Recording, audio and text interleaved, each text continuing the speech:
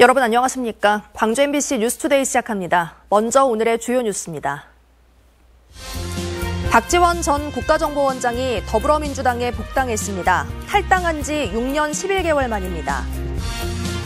백화점 확장을 추진 중인 광주 신세계가 공공기여 방식의 지하차도 건설을 추진하고 있습니다. 이르면 내년 상반기에 착공될 전망입니다. 비휠체어 장애인들의 이동수단 중 하나인 광주시 전용 택시가 내년 1월 1일부터 운행을 중단하고 광산구에서는 마을버스 업체가 재정 지원 부족을 이유로 2개 노선의 운행을 내년 3월까지 중단했습니다. 현대사모중공업 사내하청 근로자들이 대규모 계약 해지를 통보받았다며 고용노동부에 특별 근로감독을 요구하고 나섰습니다.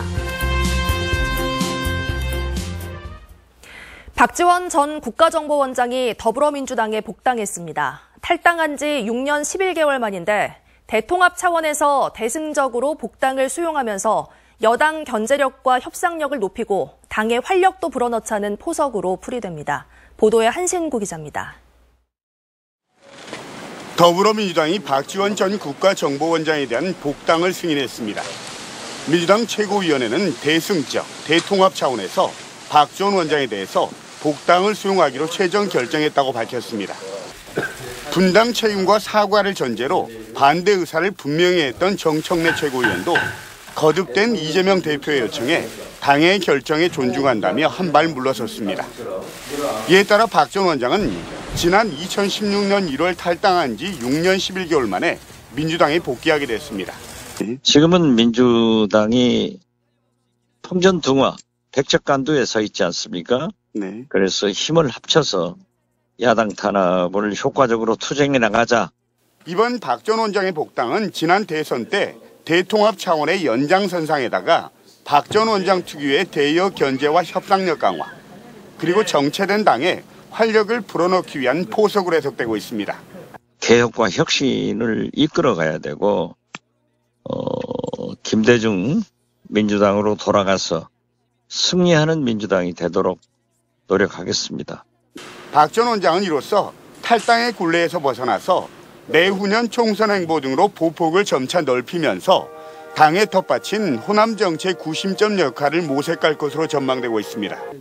반면 검수완박 입법 과정에서 위장 탈당 논란이 일었던 무소속 민영배 의원의 복당은 이루어지지 않고 있습니다. 그렇지만 이재명 대표를 비롯한 지도부의 의지가 강한 만큼 시간의 문제일 뿐 위장 탈당 논란에 대한 헌법재판소의 결정이 이루어진 이후에 복당 수순을 밟을 거라는 게 당 안팎의 공통된 시각입니다. MBC 뉴스 한신구입니다. 일제 강제동원 피해자 지원단체가 외교부의 제동으로 양금덕 할머니의 국민훈장 서훈이 보류된 데 대해 경위 설명을 요구하는 공식 질의서를 보냈습니다.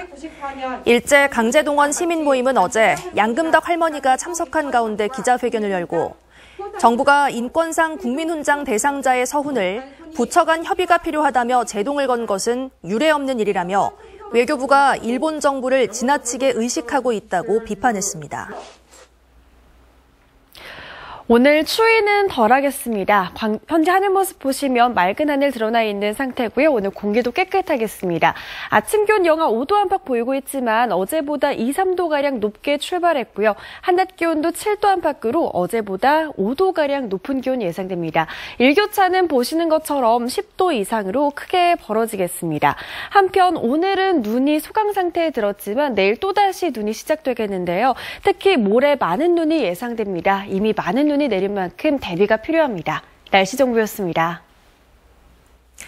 오늘 출근길도 안전에 유의하셔야겠습니다. 광주 시내 간선도로 제설 작업은 어느 정도 이루어졌지만 문제는 눈이 얼어붙은 이면도로와 골목길입니다. 임지은 기자가 취재했습니다. 주말 동안 내린 폭설로 등교 시간이 1시간 늦춰진 광주 한 초등학교. 학생들이 빙판으로 변한 육교 계단을 종종 걸음으로 내려옵니다. 제설 작업이 이뤄진 차도와 달리 학생들이 다니는 인도에는 눈이 얼어붙은 겁니다. 광주 전체 300여 개 학교 중 절반의 등교 시간을 늦췄지만 통학로가 이렇다 보니 아이 손을 잡고 나서는 학부모들이 많았습니다. 큰 도로는 이제 좀 녹았는데 저희 골목 도로는 안 녹아가지고 애들은 막 좋아가지고 뛰는데 또 엄마 마음은 넘어지지 않을까 다치지 않을까 좀 염려되긴 했어요. 미끄러운 길이 두려운 노인들. 이곳은 경사가 가파른 골목인데요. 눈이 아직 녹지 않아 일부는 얼어있고 길은 여전히 미끄럽습니다. 눈 쌓인 인도를 피해 바퀴 자국이 있는 곳만 골라 조심조심 발걸음을 내디뎌 보지만 행여 넘어질세라 마음은 불안합니다. 아무래도 나이 먹으면 넘어지면 더 불안하죠. 시에서 연막가래 뿌려주면 좋지, 골목이라도. 대설주의보에 대응해 비상근무 2단계를 가동한 광주시는 주요 간선도로에 2천여 톤의 제설자재를 뿌렸습니다. 하지만 자치구가 담당하는 어린이와 노인의 통행이 많은 골목길은 인력과 장비의 부족 때문에 아직도 곳곳이 빙판입니다.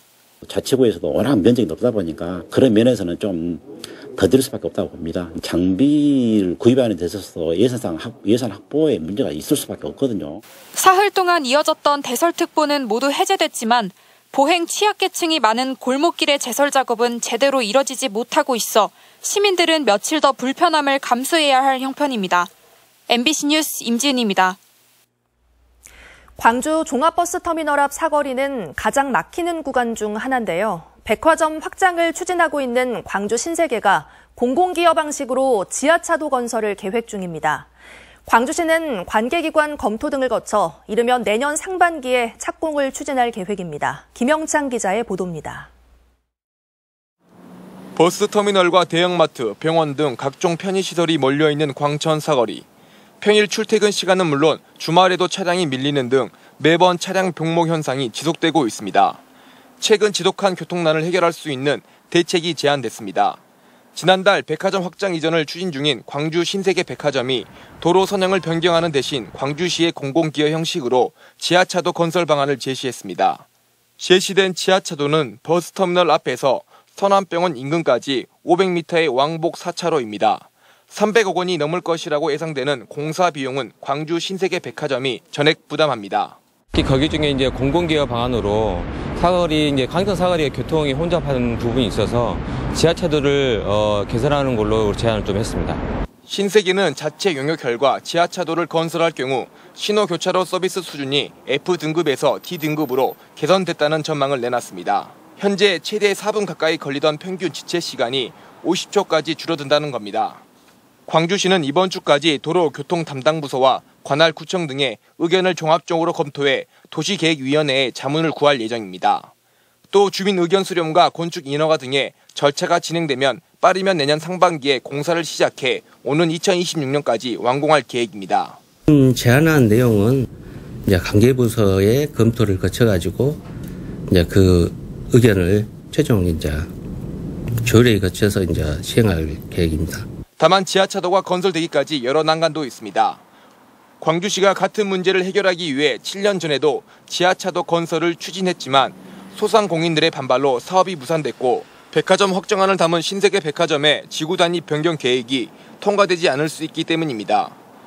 광주 도심 내 교통 혼잡 지역으로 불리는 광천 사거리에 지하차도 건설 사업이 추진돼 교통 문제를 해소할 수 있을지 관심이 쏠리고 있습니다. MBC 뉴스 김영창입니다. 비휠체어 장애인들의 이동수단 중 하나인 광주시 전용 택시가 내년 1월 1일부터 운행을 중단합니다. 광주시는 비휠체어 장애인 전용 택시 기사와의 퇴직금 지급 청구 소송에서 최종 패소함에 따라 내년 1월 1일부터 전용 택시제를 운영할 수 없게 됐다고 밝혔습니다. 광주시는 대신 전용 택시와 함께 비휠체어 장애인들의 발의돼온 바우처 택시 운영을 250대까지 늘린다는 계획입니다.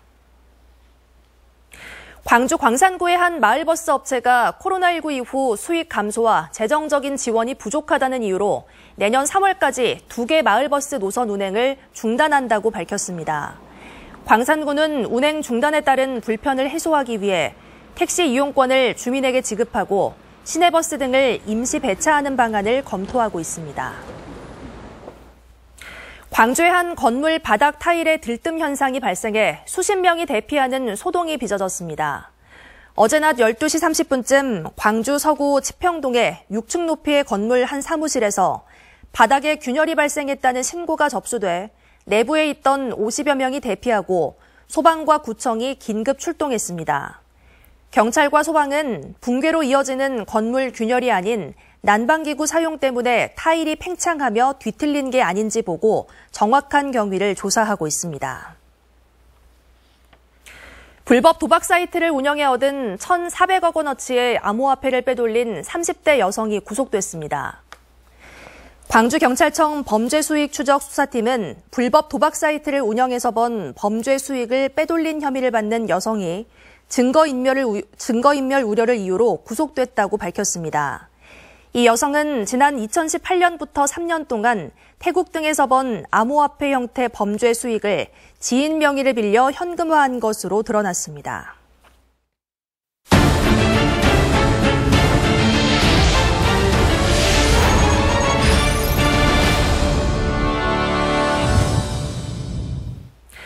선체에 도장을 하기 전 페인트가 잘 묻도록 표면에 이물질을 제거하는 공정을 블라스팅이라고 하는데요. 현대사무중공업 사내하청 블라스팅 근로자들이 대규모 계약 해지를 통보받았다며 고용노동부에 특별 근로감독을 요구하고 나섰습니다. 박종호 기자가 취재했습니다. 현대사무중공업 사내하청 블라스팅 노동자 40여 명이 노동부에 특별 근로감독을 요구하고 나섰습니다. 이들은 선체 도장 전 표면에 이물질을 제거하는 공정을 맡고 있는데 4대 보험 보장을 촉구하며 지난 12일부터 작업 거부에 들어간 상황.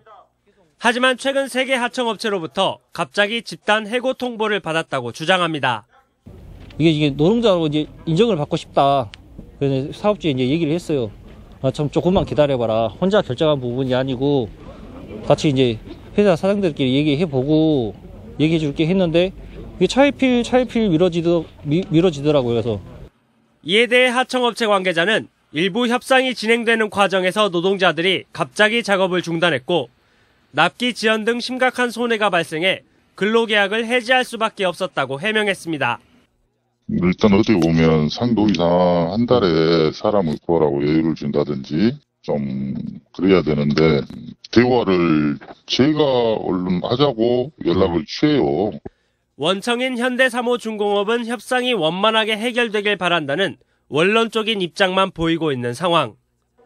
하지만 사내 하청업체와 블라스팅 노동자들의 주장이 평행선을 달리고 있고 노동자들은 상경 투쟁까지 예고하고 있어 이번 갈등이 장기화될 수 있다는 우려가 커지고 있습니다. MBC 뉴스 박종호입니다. 광양 구봉산 일대 골프장과 숙박, 산악형 체험시설이 들어서는 대규모 관광단지 조성 사업이 추진되고 있습니다. 관광단지 면적 가운데 절반 이상을 골프장이 차지하고 있어 시민 누구나 즐길 수 있는 명소가 되려면 내실 있는 콘텐츠와 시설도 함께 마련돼야 할 것으로 보입니다. 보도에 유민호 기자입니다. 광양 황금지구 너머 자리한 산자락. 광양시가 LF 리조트와 손잡고 오는 2026년까지 관광단지를 조성하기로 한 구봉산 일대입니다. 총 면적 232만 제곱미터, 사업비도 3,700억 원 규모입니다. 골프장과 숙박 콘도, 짚라인과 야영장 모노레일 등 산악 특성을 살린 각종 관광시설도 들어설 예정입니다. 광양시는 여수와 순천에 비해 상대적으로 관광산업이 뒤처진다는 평가를 받는 가운데 대형 관광단지 조성이 돌파구가 될 것으로 기대하고 있습니다. 최고, 최다, 최대의 이른바 3채 원칙이 적용되는 그러한 거대 관광지를 만드는 것이 국내 관광객 유치는 물론이고 외국 관광객도 유치할 수 있는 그런. 올해 초 전라남도의 제7차 전남권 관광개발계획의 신규 관광단지로 지정되면서 사실상 착공만 앞둔 상황입니다. 구봉산 일대가 시민과 외부 관광객 누구나 즐길 수 있는 관광명소로 자리 잡는 건 과제로 남았습니다. 관광단지 총 면적의 53.2%가 27홀 골프장으로 구성됐기 때문입니다. 지난달 문화체육관광부는 업무 협의 과정에서 관광단지의 공익성 확보를 위해 사업 면적을 확장하거나 골프장 비중을 줄이는 안을 제시한 것으로 알려졌습니다. 광양시는 최근 정부의 골프 활성화 정책에 따라 비배원제인 대중형 골프장의 경우 면적 규제를 완화할 수 있는 기준이 마련돼 이를 바탕으로 협의에 나서겠다고 밝혔습니다. 골프장 비율을 관광단지의 3분의 1 수준으로 하라고 이렇게 내부 규정이 되어 있는데 대중지로 했을 때는 한 50% 정도를 이렇게 좀 완화해 달라는 그런 건의를. 구봉산 관광단지가 수익성 확보와 동시에 다양한 즐길거리를 포함한 광양의 대표 관광 명소가 될 수 있을지 주목됩니다. MBC 뉴스 유민호입니다. 전라남도와 한국조폐공사가 손잡고 전남 행복지역화폐 광역 플랫폼을 구축하기로 했습니다. 이에 따라 조폐공사가 내년 상반기 전남 행복지역화폐 전용 앱을 개발하면 전남의 22개 시군의 지역사랑 상품권을 하나의 앱에서 구매해 사용할 수 있게 됩니다. 전용 앱을 통해 지역 상품권 사용이 편리해지고 자체 생산한 빅데이터를 활용해 다양한 생활 편의 서비스 제공은 물론 부정유통 감시도 가능할 것으로 기대됩니다. 광주은행이 고향사랑 기부금 2억 2,900여만 원을 광주시에 전달했습니다. 송종욱 광주은행장은 광주 전남의 사랑카드에 성원을 보내준 덕에 기부금을 마련할 수 있었다며 앞으로도 지역에 활력을 불어넣는 상품 개발과 서비스로 지역민의 성원에 보답하겠다고 말했습니다. 전라남도는 올해 벼 재배 농가의 경영 안정을 위해 570억 원을 지급합니다. 지원 대상은 전남에 주소를 두고 0.1헥타르 이상의 벼를 재배하는 농업인 12만 6천여 명으로 농가당 2헥타르 한도로 헥타르당 평균 66만 원이 직불금 형태로 지급됩니다. 무안 갯벌 도립공원에 블루탄소를 흡수하는 염생식물 수십 종이 확인됐습니다. 무안군이 모니터링을 진행한 결과 해옥나물과 나문재, 칠면초 등 56가지의 염생식물이 확인됐고 군락 면적은 14만 3천여 제곱미터에 달했습니다. 블루탄소는 염생식물과 잘피 등이 흡수하는 탄소를 말하는 것으로 지구온난화를 막는 해양 생태계의 기능이 최근 주목받고 있습니다. 오늘 추위는 덜하겠습니다. 현재 하늘 모습 보시면 깨끗한 하늘 드러나 있고요. 종일 대체로 맑은 날씨가 이어지겠습니다. 아침 기온 어제보다 2, 3도가량 높게 출발한 가운데 한낮 기온도 7도로 어제보다 5도가량 높은 기온 보이겠습니다. 오늘 대부분 지역에서 일교차가 크게 나겠습니다. 담양 영하 7도 안팎으로 출발하지만 한낮 기온 8도까지 오르면서 일교차 15도가량으로 크게 나겠습니다. 강진도 영하 5도로 출발하는데요. 한낮 기온 9도 안팎 예상됩니다. 곡성의 낮 기온 7도 보이겠고요. 순천의 낮 기온 9도 안팎으로 대부분 지역이 오늘 낮부터는 추위가 한결 누그러들겠습니다. 바다의 물결은 최고 1.5m에서 2m 안팎으로 일겠습니다. 오늘은 눈이 주춤하겠지만 내일 또다시 눈이 시작돼서 모레 많은 눈이 내릴 것으로 예상됩니다. 미리 대비하시기 바랍니다. 날씨 정보였습니다. 다음은 희망 2023 나눔 캠페인에 성금을 보내주신 분들입니다.